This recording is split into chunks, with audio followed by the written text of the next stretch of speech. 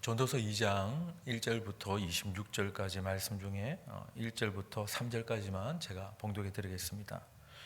나는 내 마음에 이르기를 자 내가 시험 삼아 너를 즐겁게 하리니 너는 낙을 누리라 하였으나 보라 이것도 헛되도다.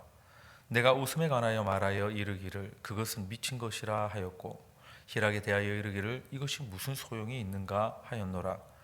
내가 내 마음으로 깊이 생각하기를 내가 어떻게 하여야 내 마음을 지혜로 다스리면서 술로 내 육신을 즐겁게 할까? 또 내가 어떻게 하여야 천하의 인생들이 그들의 인생을 살아가는 동안 어떤 것이 선한 일인지를 알아볼 때까지 내 어리석음을 꼭 붙잡아 둘까 하여. 아멘. 오늘 전도서 2장의 말씀을 전체 다 보고자 하는데 내용이 어려운 건 아니지만 한글로 표현된 것이 굉장히 이게 무슨 얘기인가 또 읽고 또 읽어봐도 조금 이해가 안 될 것 같은 그런 조사라든지 아니면 용어가 좀 그런 표현들이 있습니다. 특히 미친 것이라든지 이런 것이 도대체 뭘 의미하는가, 웃는 게 미친 것인가 이게 아닌데, 그래서 오늘은 이 전체의 말씀을 우리가 쭉 이제 같이 읽어가면서 그 가운데에 제가 다른 번역본 여러 개 중에서 제일 적합하게 우리에게 좀 이해가 되겠다 하는 것만 좀 따와 가지고 여러분께 또 본문 읽고 읽어드리고 이렇게 하고 이해가 그냥 되는 것들은 쭉쭉 넘어가서 그렇게 해서 몇 가지만 중심적으로 좀 보고자 합니다. 그래서 이정의 말씀을 오늘 그냥 마음의 전체를 다 담을 수 있으면 좋겠다. 그래서 그렇게 오늘은 우리 말씀을 보고자 합니다. 먼저 첫 번째 1절에 내가 내 마음에 이르기를 자 내가 시험 삼아 너를 즐겁게 하리니 너는 낙을 누리라 하였으나 보라 이것은 헛되도다. 이제 이렇게 되어 있습니다. 근데 이게 지금 중간에 겹다운표 같은 것들이 성경의 표현이 잘 안 되기 때문에 이게 좀 누가에게 얘기를 하는 건지 이제 조금 헷갈릴 수 있는 거예요. 그래서 다른 번역본을 읽어드리면 이렇습니다. 나는 마음속으로 이렇게 다짐하였다. 자 이제는 쾌락을 누리리라. 그래서 내 인생을 마음껏 즐기리라. 그러나 이것도 헛되다는 것을 깨달았다. 이게 지금 자기 자신에게 얘기 안 하는 거예요. 자 이만하면 됐으니까 나 쾌락을 누리고 마음껏 놀아보자. 이게 최고 아닐까? 그런데 이것도 헛되다. 이제 이것을 얘기하는 거예요. 2절에는 내가 웃음에 관하여 말하여 이르기를 그것은 미친 것이라 하였고 희락에 대하여 이르기를 이것이 무슨 소용이 있는가 하였노라. 이렇게 되어 있는데 그냥 간단하게 이제 번역본으로는 이렇게 표현할 수 있어요. 웃음에 희낙낙한들 그것이 도대체 다 무엇이란 말인가? 다른 번역본 이제 가져온 것에는 이렇게 짧게 번역한 것도 있는데 오히려 이렇게 표현한 것이 의역이 많이 되기는 했지만 우리가 이해하기는 좀 더 쉽습니다. 근데 이것을 웃음에 관하여 이르기를 그것은 미친 것이다 하니까 이게 지금 애매한 표현들이 좀 나오는 것 같아요. 근데 그냥 웃고 즐기고 희낙낙한들 그것이 도대체 무슨 소용이 있느냐, 지금 이것을 1절에 이어서 지금 얘기를 하는 거예요. 3절에도 내가 내 마음으로 깊이 생각하기를 내가 어떻게 하여야 내 마음을 지혜로 다스리면서 술로 내 육신을 즐겁게 할까? 또 내가 어떻게 하여야 천하의 인생들이 그들의 인생을 살아가는 동안 어떤 것이 선한 일인지를 알아볼 때까지 내 어리석음을 꼭 붙잡아 둘까 하여. 이렇게 돼 있는데 이게 원어 중심으로 이렇게 하다 보니까 이게 앞뒤라든지 이런 것들이 조금 깔끔하지 않은 것 같은 이제 이런 표현들이 뒤에 하고가 막 앞에 헷갈릴 수 있는데 이것도 다른 번역본으로 한번 읽어드리면 이렇습니다. 지혜를 갈망해온 나는 술로 내 육신을 즐겁게 하고 낙을 누려보려고 마음먹은 적도 있다. 지금 2절에 얘기한 거죠. 좀 내가 이렇게 웃으며 희낙낙 해보겠다. 또 1절도 그런 결심을 했는데 지혜를 갈망해온 나는 술로 내 육신을 즐겁게 하고 낙을 누려보려고 마음먹은 적도 있다. 참으로 어리석게도 이렇게 사는 것이 짧은 한평생을 가장 보람있게 사는 것이라고 생각했었다. 이 얘기예요. 그걸 지금 어떤 것이 선한 일인지 알아볼 때까지 내 어리석음을 꼭 붙잡아 뒀다. 이러니까 굉장히 이게 지금 표현이 이야기가 좀 묘한 표현인 거예요. 근데 이제 그냥 간단하게 얘기하면 어리석게도 이렇게 사는 것이 짧은 한 인생을 보람되게 사는 것은 내가 지혜를 갈망해요. 나는 이게 진짜인 것 같았다. 술로 내 육신을 즐겁게 하고 낙을 누려보고 이렇게 그냥 희낙낙하게 사는 것이 그게 한평생에 제일 보람 있게 사는 거 아닐까? 이런 생각을 해봤다는 거죠. 그게 지 어리석음에 갇혀 있었다는 것입니다. 이게 4절로 넘어가면 그래서 이제 막 열심히 일도 하고 막 여러 가지를 하는 얘기가 나와요. 나의 사업을 크게 하였노라. 내가 나를 위하여 집들을 짓고 포도원을 이끌며 일구며 이렇게 돼 있는데, 나의 사업을 크게 하였노라, 이 얘기는 무슨 얘기냐면 나는 여러 가지 큰 일을 성취했다. 왜냐하면 보람을 느껴야 되고 그걸 즐겨야 되니까. 그래서 나는 여러 가지 큰 일을 성취했다. 그래서 내가 나를 위하여 집들을 짓고, 이게는 궁전도 지어보고 또 포도원을 여러 군데 만들었다. 이제 재원이 되는 거죠. 이제 그런 이제 표현입니다. 5절, 6절, 7절, 8절은 다 이해가 이제 금방 되기 때문에 넘어가지만 그래도 오늘 안 읽었으니까 한번 읽어드리면, 여러 동산과 과원을 만들고 그 가운데에 각종 과목을 심었으며 나를 위하여 수목을 기르는 삼림에 물을 주기 위하여 못들을 팠으며 남녀 노비들을 사기도 하였고 나를 위하여 집에서 종들을 낳기도 하였으며, 여기 종들을 낳기도 하였다는 건 자기가 낳았다는 얘기가 아니고 시종이 되었다고 보통 표현을 해요. 그래서 종들을 사왔는데 그 종들이 혼인해가지고 자녀를 낳으니까 또 종을 얻었다, 지금 그 얘기입니다. 나보다 먼저 예루살렘에 있던 모든 자들보다 내가 소와 양떼의 소유를 더 많이 가졌으며 은, 금과 왕들이 소유한 보배와 여러 지방의 보배를 나를 위하여 쌓고, 또 노래하는 남녀들과, 이제 가수들 얘기하는 거예요. 인생들이 기뻐하는 처첩들을 많이 두었노라. 그러니까 개인 공연을 할 수 있는 사람까지 다 뒀다는 거죠. 굉장한 부자였다는 표현을 쓰고 있습니다. 9절에 넘어가면 내가 이같이 창성하여 나보다 먼저 예루살렘에 있던 모든 자들보다 더 창성하니 내 지혜도 내게 여전하도다. 이게 내 지혜도 내게 여전하도다, 이 표현이 이제 뒤에 붙어 있는데 이것도 조금 다른 번역본이 읽으면 좀 쉬울 것 같아요. 나는 나 이전에 예루살렘에서 왕노릇한 어떤 어른들보다도 세력이 컸다. 나는 늘 지혜의 덕을 보았다. 이렇게 되어 있습니다. 그러니까 그 모든 거 어떻게 이루었냐? 지혜의 덕을 봤다는 거야. 그러니까 똑똑했다는 거죠. 그래서 그걸 다 얻었다, 지금 이렇게 표현하고 있습니다.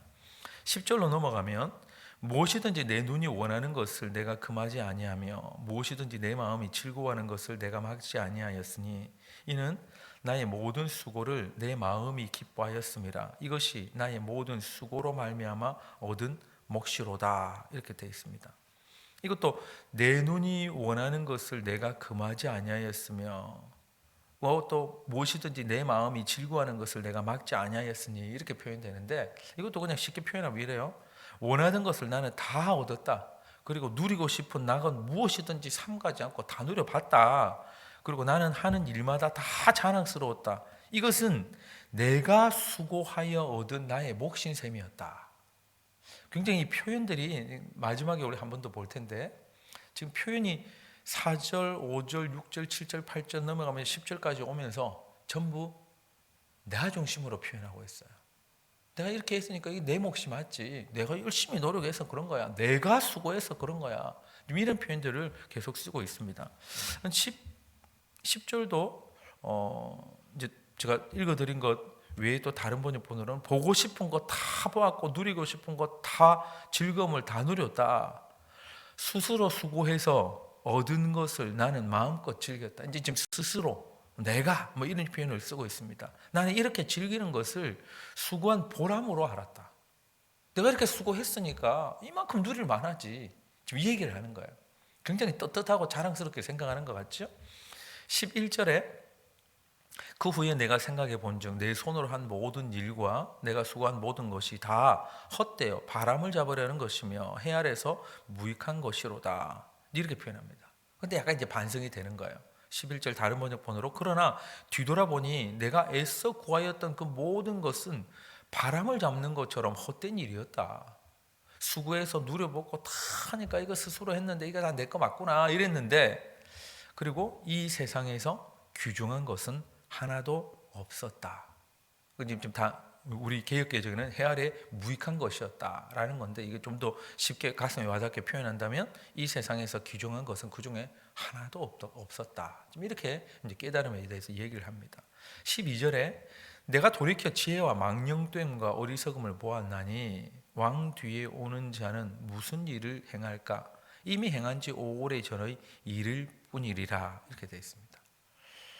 지금 이것도 마찬가지로 돌이켜 지혜와 망령됨과 어리석음을 봤다. 지혜를 보면 봤지 또 망령됨을 또 보게 왜 보고 어리석음을 또 왜 보냐, 이런 표현인데, 이것도 12절 다른 번역본으로 이래요.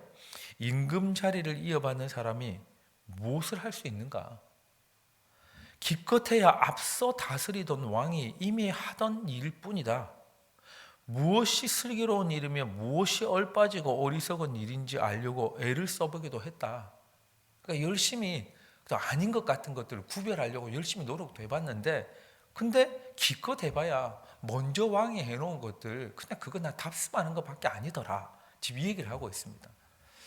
13절에 내가 보니 지혜가 우매보다 뛰어남이 빛이 어두움보다 뛰어남 같도다. 이렇게 표현합니다. 그것도 다른 번역본으로 그때 나는 지혜가 어리석음보다 뛰어남이 빛이 어두움을 뛰어넘는 것과 같음을 보았다. 그때 하나를 깨달았다는 거예요. 다 허무하고 이게 뭐 예를 써봤는데 다 안 되는데 하나는 깨달았다. 지혜가 어리석음보다 뛰어난 게 빛이 어두움보다 뛰어난 것처럼 그렇게 뛰어나더라. 다 그냥 허무해서 어리석음도 그렇고 지혜도 별거 아니더라 하는데도 하나는 깨달았다는 거죠. 지혜가 낫다 하는 것을. 그래서 14절로 넘어가면 지혜자는 그의 눈이 그의 머릿속에 있고 우매자는 어둠 속에 다니지만 그들 모두가 당하는 일이 모두 같으리라는 것을 나도 깨달아 알았도다. 이렇게 되어 있습니다. 이것도 좀 표현이 그래요. 지혜자는 그의 눈이 그의 머릿속에 있다. 그리고 우매자는 어둠 속을 다니지만 그들의 모두가 당하는 일이 모두 같으리라는 것을 나도 깨달아 알았도다. 이게 뭐냐면 14절 다시 이제 다른 번역으로 읽어드리면 지혜로우면 제 앞이 보이고 어리석으면 어둠 속을 헤맨다고 했지만 그래 봐야 둘 다 같은 운명에 빠진다는 것을 나는 안다. 이렇게 표현됩니다.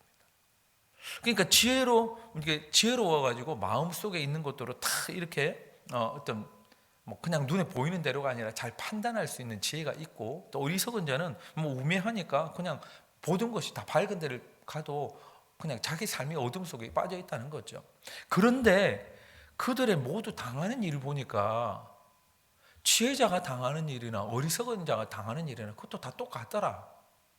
이런 얘기를 하는 거예요.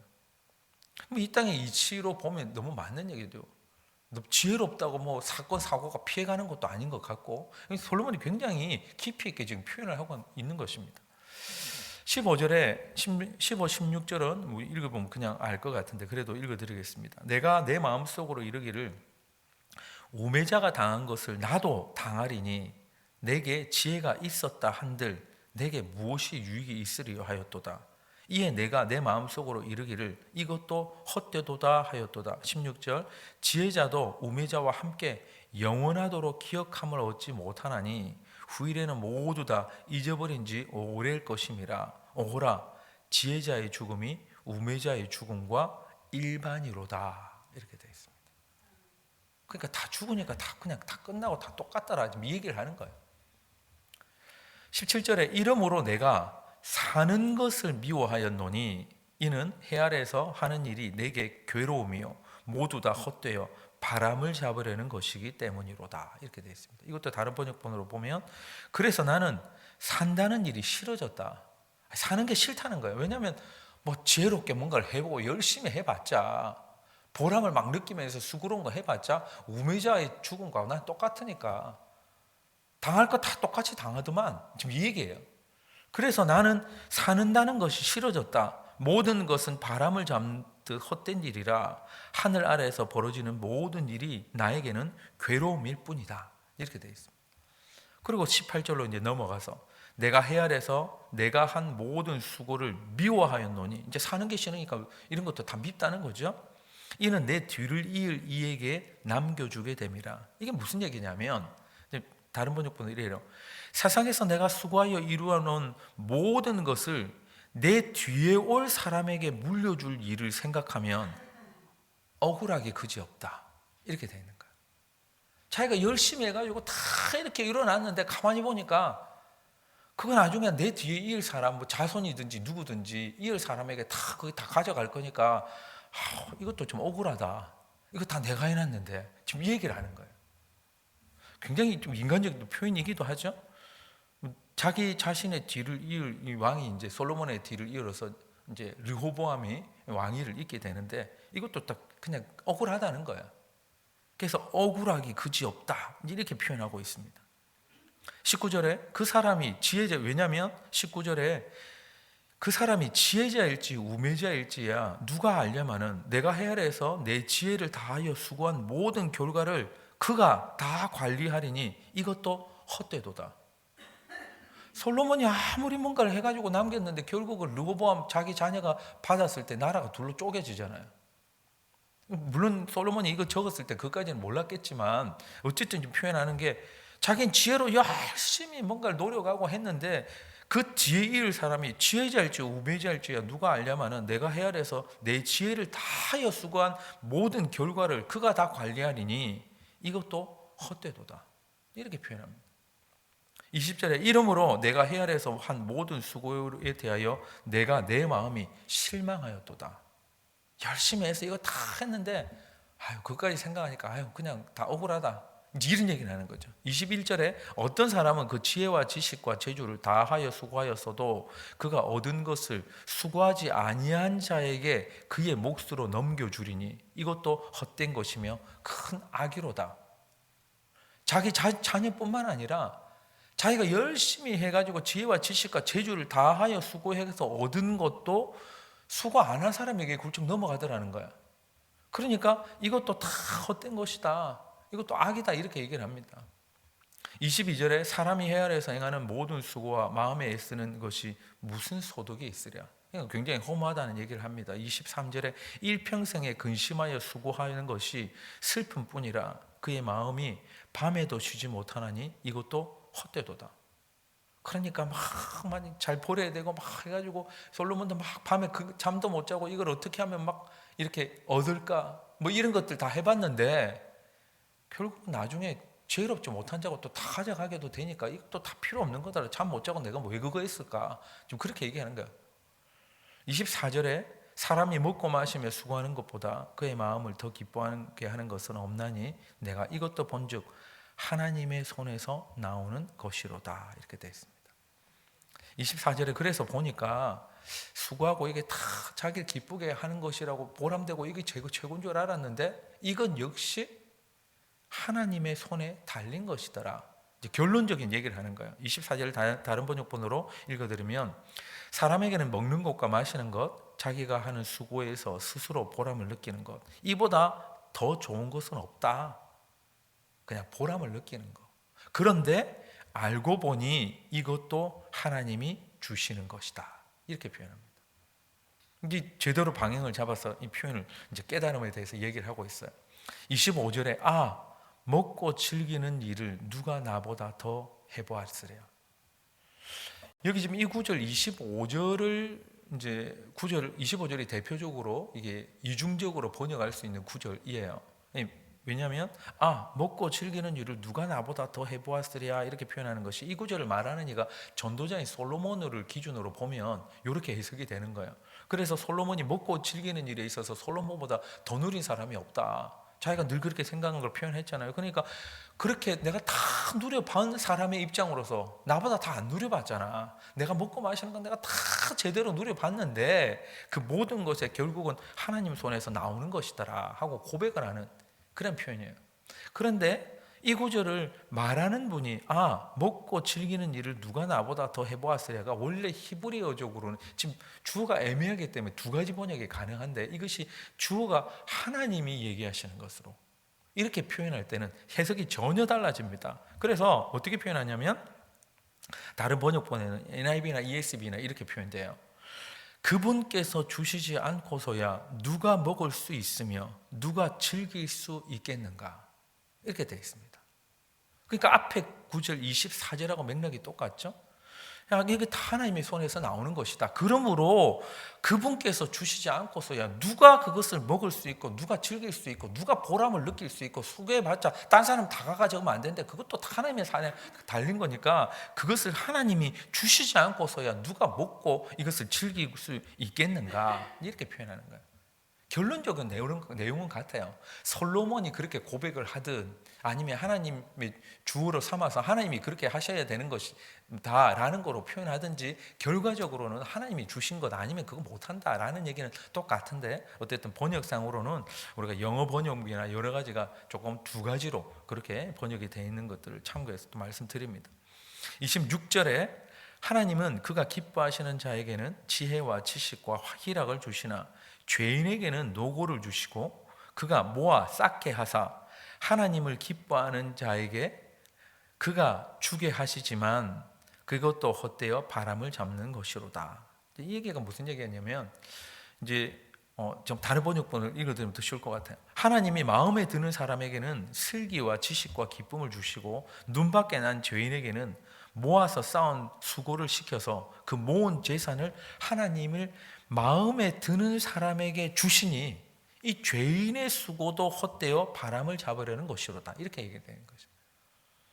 또 다른 번역본으로 또 읽어드리면 이래요. 26절 하나님께서 자신의 마음에 드는 자들에게는 지혜와 지식도 쌓고 기쁨도 누리게 해주신다. 그러나 죄인은 아무리 재물을 모으느라 애를 쓸지라도 그것을 누리게 해주시기는커녕 그 재물을 빼앗아 자신의 마음에 맞는 자들에게 주신다. 그러니 재물을 쌓는 일 또한 얼마나 바람을 잡듯 어리석은 일인가, 이렇게 표현이 되는 것입니다.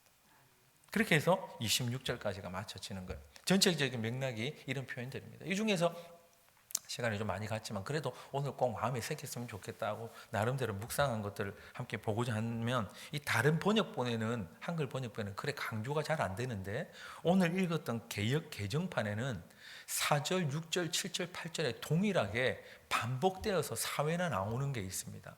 그게 뭐냐면 나를 위하여, 나를 위하여, 나를 위하여 솥대를, 나를 위하여 밭을, 나를 위하여 포도원을, 나를 위하여가 4번이나 반복돼요. 히브리어 원어에도 이 단어가 반복이 정확하게 되어 있습니다. 그러니까 이것은 결국 나를 위해서 했다는 거예요. 이게 이제 짝을 이루는 것이 헛되어 바람을 잡으려는 것이다 하고 어쩌면 짝을 이루는 것 같아요. 그래서 나를 위해서 이렇게 하겠다, 나를 위해서 이렇게 하겠다 했는데 그것도 결국은 헛되어서 바람을 잡으려는 것이구나. 그럼 여기에 대해서 반대되는 표현이 뭘까 생각해 보면 오늘 24절 5절에 나오는 것처럼 그분이 주시지 않고서야, 이게 지금 다른 번역본으로 제가 이제 표현한 거예요. 나를 위하여, 나를 위하여, 나를 위하여인데 그게 다 헛된 것이었다. 근데 결론이 어디로 가느냐? 그분이 주시지 않고서는, 이렇게 되는 거죠. 오늘 하루도 우리가 나를 위하여, 나를 위하여, 우리 가정을 위하여, 내 육신을 위하여, 내 어떤 영혼을 위하여 막 여러 가지 나를 위하여가 표현될 수 있겠지만 우리 결론은 똑같이 간다는 것을 마음에 새기면 좋겠습니다. 그분이 주시지 않고서야. 이게 우리의 정답이 아닐까요? 그럼 그분이 어떻게 주시는지를 제가 로마서 8장 32절 말씀만 읽어드리고 마치려 합니다. 자기 아들을 아끼지 아니하시고 우리 모든 사람을 위하여 내주신 이가 어찌 그 아들과 함께 모든 것을 우리에게 주시지 아니하겠느냐. 아멘. 그분께서 주시지 않고서야. 함께 한번 기도하겠습니다. 하나님 아버지, 오늘도 주님이 주시지 않으면 우리는 존재하지 않는 생명이고 오늘 주시지 않았다면 우리에게 오늘이라는 날짜가 없었을 것입니다. 주님, 아들과 함께 모든 것을 주시고자 하는 것이 하나님 아버지의 마음일진데 우리가 방향을 자꾸 잘못 잡아 나를 위하여, 나를 위하여, 나를 위하여, 나를 위하여가 아니라 주님께서 주시지 않고서야, 그러나 모든 것을 주시기를 원하시는 우리 주님 앞에 그 방향을 잘 잡아 나갈 수 있는 우리 모두가 될 수 있도록 주여 인도하여 주시옵소서. 맡겼고 예수님 이름으로 기도하옵나이다. 아멘.